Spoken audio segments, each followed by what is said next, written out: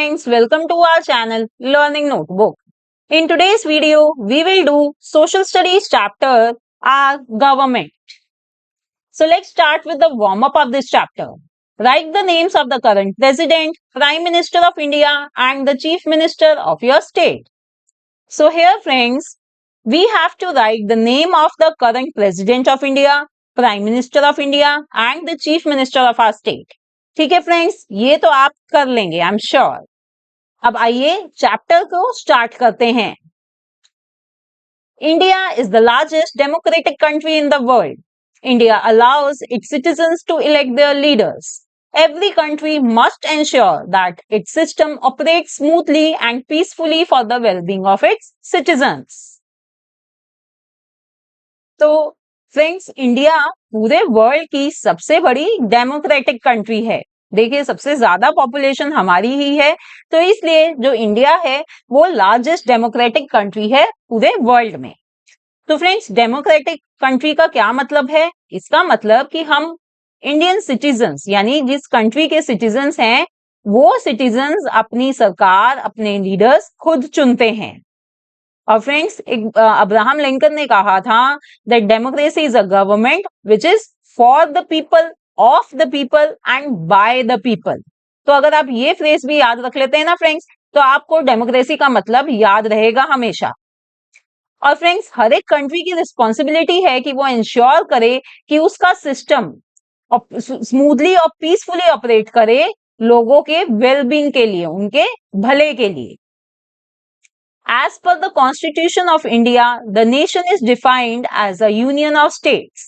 Being a large nation, India comprises 28 states and 8 union territories. Friends, हमारे Constitution of India के accordingly, nation क्या है? It's a union of states. और हमारा जो नेशन है वो बहुत बड़ा है, तो इसलिए इंडिया डिवाइडेड है 28 स्टेट्स में और 8 यूनियन टेरिटरीज में। अब फ्रेंड्स, ये इतने बड़े कंट्री को और इतने सारे स्टेट्स, यूनियन टेरिटरीज को चलाने के लिए हमें कोई गवर्नमेंट तो चाहिए ही ना। कोई ऐसी तो ऑर्गेनाइजेशन हो जो सबको साथ में लेके चले, सबके भले के लिए काम करे। तो फ्रेंड्स, वो होती है government. The country is governed by both the central government and the state government, each having its specific roles and duties. तो इसलिए फ्रेंड्स, जो कंट्री होती है वो दो तरह की गवर्नमेंट द्वारा रन करी जाती है। एक होती है सेंट्रल गवर्नमेंट और एक होती है स्टेट गवर्नमेंट, और दोनों के ही स्पेसिफिक रोल्स और ड्यूटीज होती हैं।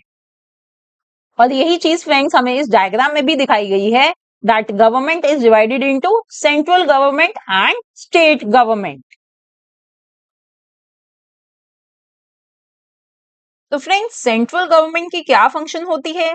The central government governs the entire nation, while each state government manages the specific affairs and needs of their respective state. तो फ्रेंड्स, जो सेंट्रल गवर्नमेंट होती है, जिसको हम यूनियन गवर्नमेंट भी कहते हैं, वो तो सारे नेशन को गवर्न करती है, यानी पूरी इंडिया के लिए सेंट्रल गवर्नमेंट रिस्पॉन्सिबल है। बट जो स्टेट गवर्नमेंट्स होती हैं फ्रेंड्स, वो अपने स्टेट के लिए काम करती हैं, वो अपने स्टेट के अफेयर्स को मैनेज करती हैं, वहां के लोगों की जरूरतों को देखती है। जो स्टेट गवर्नमेंट है, it is responsible for their respective states.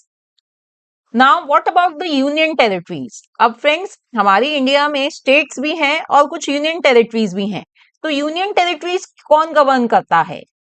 They are govern directly by the central government. तो जो यूनियन टेरिटरीज होती हैं वो गवर्न करी जाती हैं सेंट्रल गवर्नमेंट के द्वारा, यानी कि यहाँ पर कोई ऐसी स्पेसिफिक गवर्नमेंट नहीं होती है, कोई स्टेट गवर्नमेंट नहीं होती। यूनियन टेरिटरीज उनको सीधा सेंट्रल गवर्नमेंट ही देखती है, कंट्रोल करती है और उनको गवर्न करती है। The central government handles India's national security, international relations and financial matters. It makes laws for the entire country. Central government और कौन से मैटर्स हैंडल करती है? जैसे कि इंडिया की नेशनल सिक्योरिटी, कि भाई पूरा जो देश है वो सुरक्षित रहे। अगर फ्रेंड्स कोई देश हम पर वॉर डिक्लेयर करना चाहता है, तो ये जो सेंट्रल गवर्नमेंट है ये देखेगी कि उस चीज से कैसे टैकल करना है। इसी तरह से इंटरनेशनल रिलेशंस को मेंटेन करना, बाकी जो जितनी कंट्रीज हैं उन सबसे अच्छे रिलेशंस मेंटेन करना सेंट्रल गवर्नमेंट का ही काम है। और फाइनेंशियल मैटर्स को देखना कि भाई कहाँ पर कितना स्पेंड करना है, तो इस चीज के लिए फ्रेंड्स बजट लाया जाता है। तो वो बजट कौन बनाता है? Central government. It makes laws for the entire country, yes friends. और जो पूरे देश के लिए जो लॉज बनाए जाते हैं वो सेंट्रल गवर्नमेंट ही बनाती है। जो पूरे देश पर लागू होते हैं ऐसे लॉज सेंट्रल गवर्नमेंट बनाती है।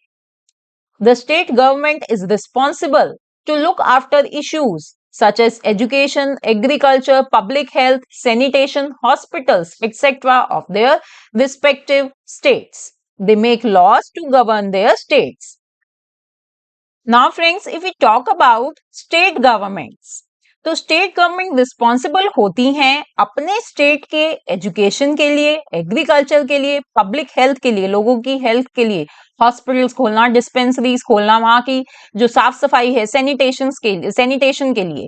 तो ऐसे ऐसे जो स्टेट लेवल के जो काम होते हैं उनके लिए रिस्पॉन्सिबल होती हैं ये स्टेट गवर्नमेंट्स। तो आइए फ्रेंड्स, अब सेंट्रल गवर्नमेंट और स्टेट गवर्नमेंट के बारे में हम डिटेल में पढ़ लेते हैं। पहले हम सेंट्रल गवर्नमेंट के बारे में पढ़ेंगे। The central government or union government includes the president, the vice president and the council of ministers, which is headed by the prime minister. So friends, I told you earlier as well that the central government is also known as union government. और इनमें कौन कौन होते हैं? President, vice president और council of ministers होते हैं जिनको हेड करा जाता है प्राइम मिनिस्टर द्वारा। और फ्रेंड्स, इन सबका क्या काम होता है? काउंसिल ऑफ मिनिस्टर्स भाई रिस्पॉन्सिबल होते हैं अलग अलग डिपार्टमेंट्स के लिए। जैसे आपने सुना होगा कि हमारे एक हेल्थ मिनिस्टर हैं, एजुकेशन मिनिस्टर हैं, रोड मिनिस्टर हैं, एग्रीकल्चर मिनिस्टर हैं। तो ऐसे ऐसे जितने डिपार्टमेंट्स हैं, मिनिस्ट्रीज हैं, उनके जो हेड होते हैं they make council of ministers. Now central government also includes the legislative और law making body which is known as the Parliament. It consists of two houses, the Lok Sabha and the Rajya Sabha. अब friends, हमने पहले पढ़ा था कि central government law बनाती है पूरे नेशन के लिए।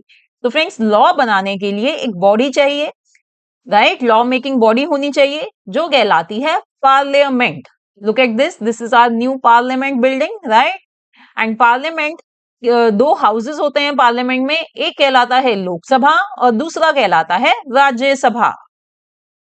The main role of both houses of parliament is to pass bills on matters of national significance. और इन दोनों हाउसेस का क्या रोल होता है? उनको बिल्स पास करने हैं उन मैटर से रिलेटेड जो नेशनल सिग्निफिकेंस के हैं, यानी जो हमारी पूरी कंट्री को इंपैक्ट करते हो, उसके लिए जरूरी हो। अब बिल क्या होता है friend? A bill is a proposal for a new law.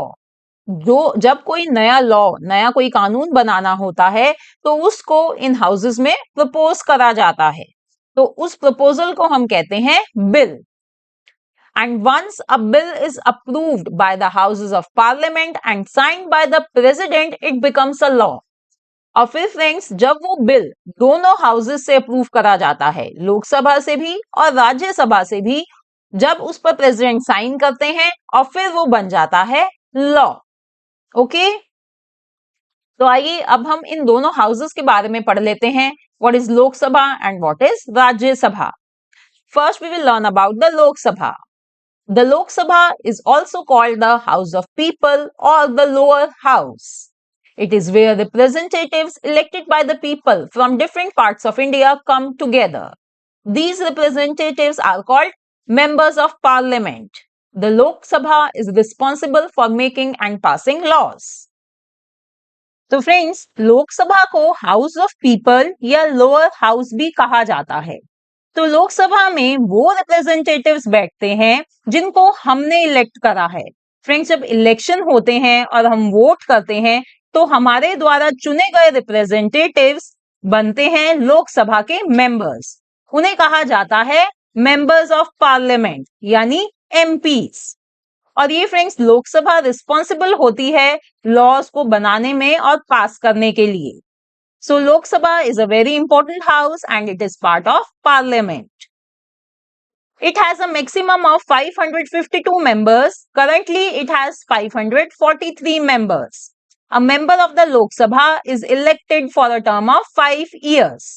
Citizens aged 25 years and above are eligible to stand as the candidate in Lok Sabha elections. तो लोकसभा में फ्रेंड्स मैक्सिमम 552 मेंबर्स आ सकते हैं। करंटली जो हमारी लोकसभा है उसमें 543 मेंबर्स हैं और लोकसभा के जो मेंबर होते हैं वो 5 साल की टर्म के लिए इलेक्ट करे जाते हैं और लोकसभा के इलेक्शंस में खड़े होने के लिए फ्रेंड्स इंडियन सिटीजन को 25 साल या उससे बड़ी एज का होना चाहिए, वो ही लोकसभा के इलेक्शंस में खड़े हो सकता है। Citizens who are 18 years and above in India have the right to vote in these elections and choose their representatives. और फ्रेंड्स हम इंडियन सिटीजन्स हम अगर 18 साल के हो गए हैं तो जब हम इलेक्शंस में वोट कर सकते हैं और अपने रिप्रेजेंटेटिव को जिस रिप्रेजेंटेटिव को हम अच्छा समझते हैं उसे उसकी कॉन्स्टिट्यूएंसी से जिताने के लिए उसे वोट कर सकते हैं और फिर वो बन जाता है member of parliament. The Speaker of the Lok Sabha oversees and manages its proceedings, ensuring Parliament rules and procedures are followed effectively. और फ्रेंड्स लोकसभा में स्पीकर होते हैं। देखिए ये लोकसभा का हमें सीन यहाँ पर दिखाया गया है, ये सभी वो मेंबर्स हैं एंड ये यहाँ पर जो बैठे हैं वो कहलाते हैं स्पीकर ऑफ द लोकसभा। तो इनका क्या काम होता है? He oversees and manages the proceedings of Lok Sabha. वो इंश्योर करते हैं फ्रेंड्स कि सभी मेंबर्स पार्लियामेंट के रूल्स और प्रोसीजर्स को फॉलो करें। तो ये काम होता है स्पीकर ऑफ द लोकसभा का। The Lok Sabha is more powerful of the two houses because it controls the budget and money matters.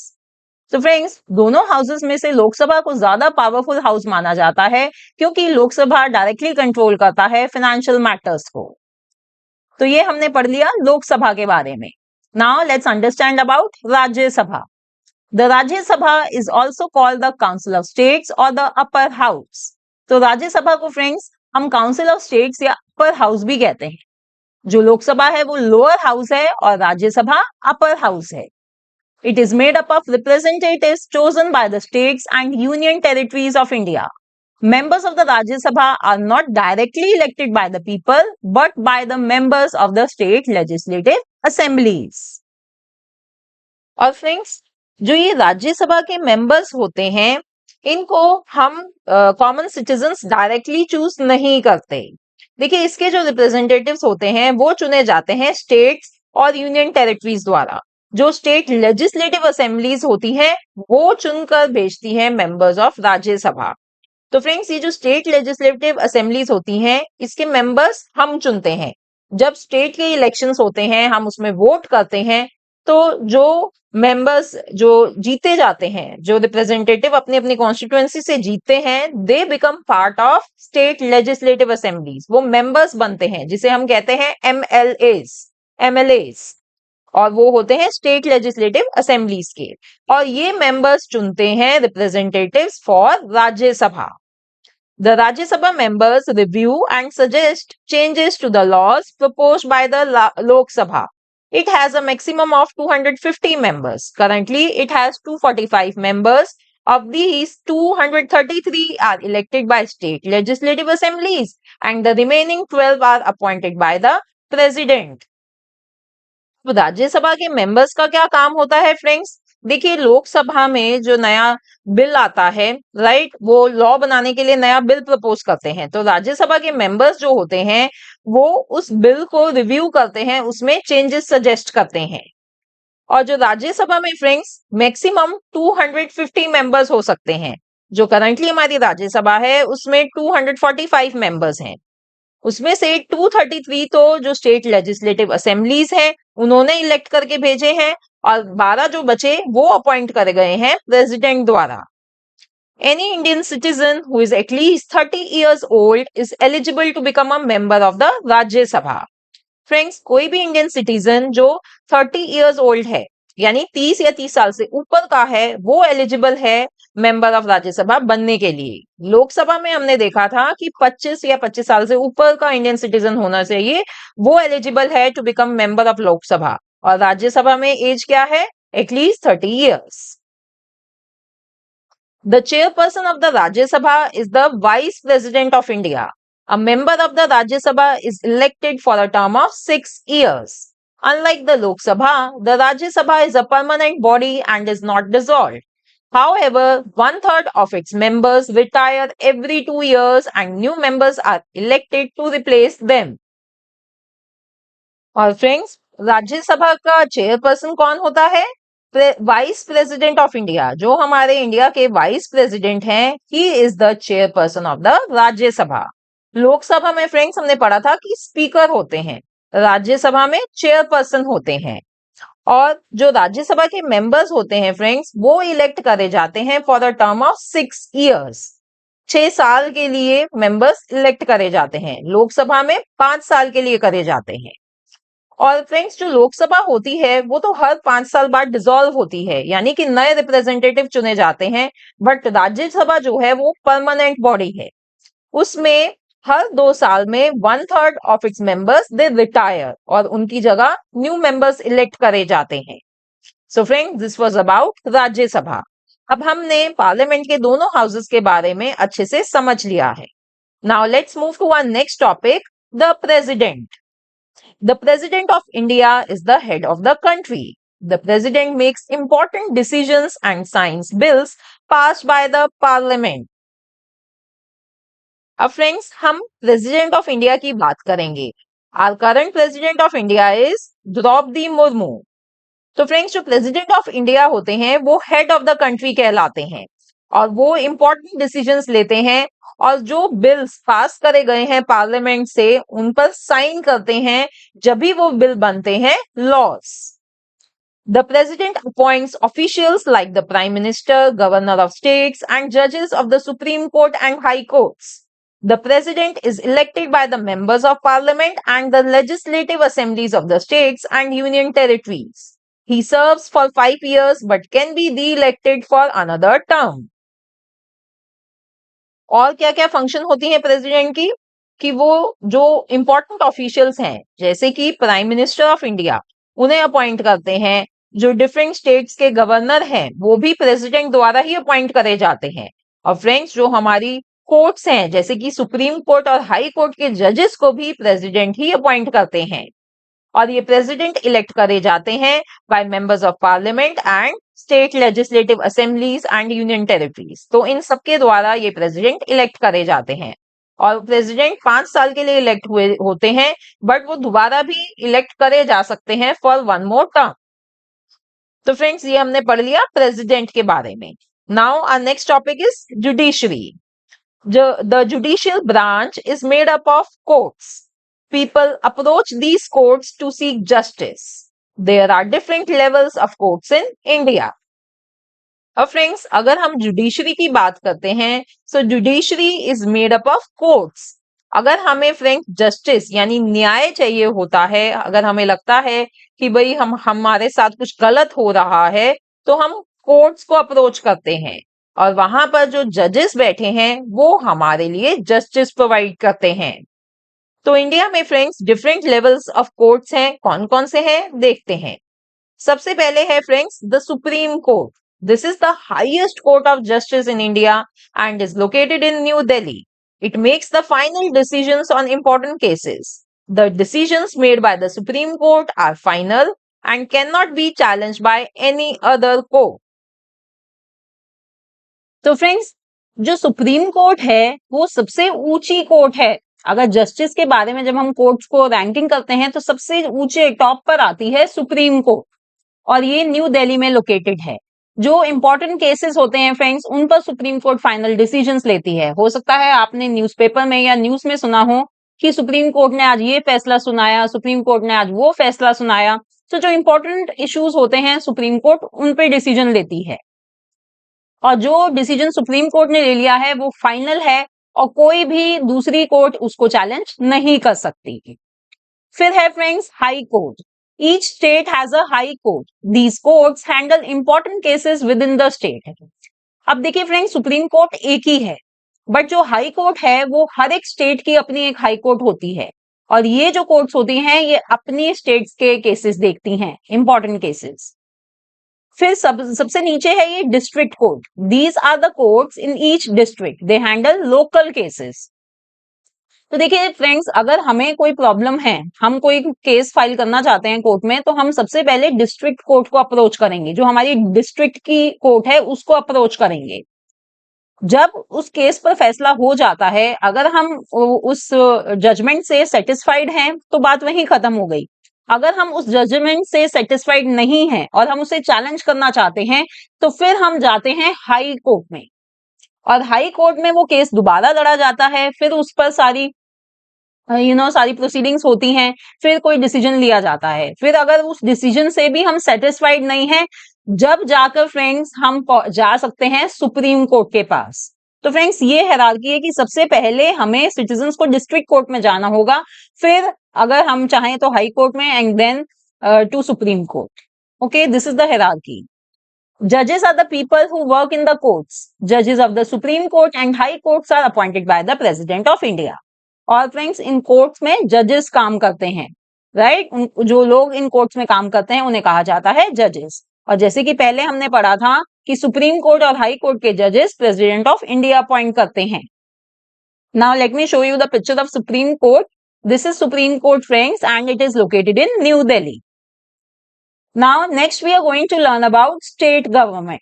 तो फ्रेंड्स, हमने सेंट्रल गवर्नमेंट पढ़ ली है, हमने पार्लियामेंट में दोनों हाउस समझ लिए हैं, जुडिशरी सिस्टम समझ लिया है। अब हम बात करेंगे स्टेट गवर्नमेंट की।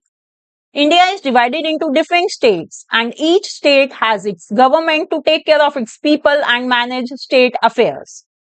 अब फ्रेंड्स, हमें पता है कि इंडिया में बहुत सारे स्टेट्स हैं, डिफरेंट डिफरेंट स्टेट्स में डिवाइडेड है हमारी इंडिया, और हर एक स्टेट की फ्रेंड्स अपनी एक गवर्नमेंट होती है जो अपने स्टेट के लोगों की देखभाल का, उनके वेलफेयर का और उनके लिए कामकाज का ध्यान रखती है। तो वो गवर्नमेंट कहलाती है state government. The state government work similarly to the central government but on a smaller scale. The chief minister is chosen from the elected representatives of the state called members of the legislative assembly. और friends देखिए, state government में हर एक state का एक chief minister होगा, और वो chief minister कैसे चूज करा जाता है फ्रेंड्स? जब हम स्टेट लेवल के इलेक्शंस होते हैं और हम सिटीजन्स वोटिंग करते हैं, तो जो हम रिप्रेजेंटेटिव्स चुनते हैं वो बनते हैं members of the legislative assembly, यानी एमएलएस। और इन एमएलएस का जो लीडर होता है, इनमें वो बनता है chief minister of the state. ठीक है, तो इन इलेक्टेड रिप्रेजेंटेटिव्स में से चुना जाता है chief minister. The governor is the representative of the president in the state. अब फ्रेंड्स, हर एक स्टेट का एक गवर्नर भी होता है, वो कौन अपॉइंट करता है? President of India is appointed by the president of India. The people of the state vote to elect the MLAs who make up the legislative assembly. The chief minister selects a team of ministers to help him to run the state government. This team is called as the Council of Ministers. और ये जो chief minister होते हैं friends, ये अपने एक council of ministers यानी एक टीम बनाते हैं जो उनको हेल्प करते हैं स्टेट गवर्नमेंट को रन करने में, और वो कहलाती है, वो टीम कहलाएगी council of ministers. The state government takes care of many important things within the state, like building and maintaining schools, hospitals, roads, etc. तो फ्रेंड्स, सारे स्टेट का जो इंफ्रास्ट्रक्चर है उसके लिए रिस्पॉन्सिबल होती है स्टेट गवर्नमेंट। फिर वहां के जो हॉस्पिटल्स हैं, डिस्पेंसरीज हैं, लोगों की वेलबींग के लिए भी तो रिस्पॉन्सिबल है। तो ऐसे ही सभी कामों के लिए स्टेट गवर्नमेंट होती है रिस्पॉन्सिबल। ठीक है, तो फ्रेंड्स, ये हमने स्टेट गवर्नमेंट के बारे में भी अच्छे से पढ़ लिया है। So this was our chapter about our government. I'm sure friends, अब आपको गवर्नमेंट की फंक्शनिंग का समझ में आया होगा कि गवर्नमेंट कैसे बनती है और उनके क्या क्या काम होते हैं, कौन कौन होता है गवर्नमेंट में।